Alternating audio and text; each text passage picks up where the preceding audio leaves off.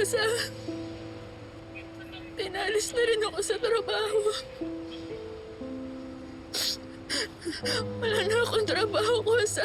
Wala akong pamilya, wala na akong kahit na ano.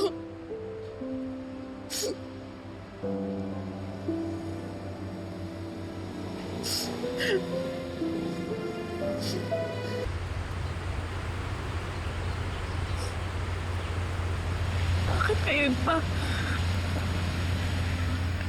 Rosa, walang steer ah.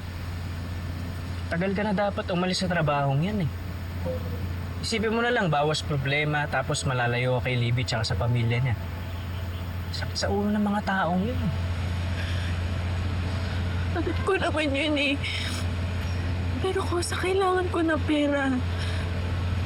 Para sa pag-aaral ko. Para kay tatay. Yun. Sabi na, concern ka pa rin sa tatay mo eh. Ito ah, payong kakosa lang. Umuwi ka muna, mag-usap kayo magtatay para solve na solve yung problema.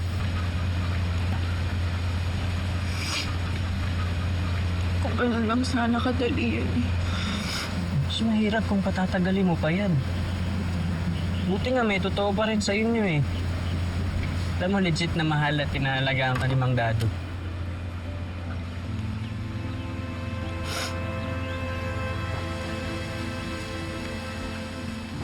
Kilala kita. Alam kong mahal mo si Mang Dado, kadugo man o hindi. Pag-usapan nyo na yan. Wala nang sekretuhan, tapos reset kayo.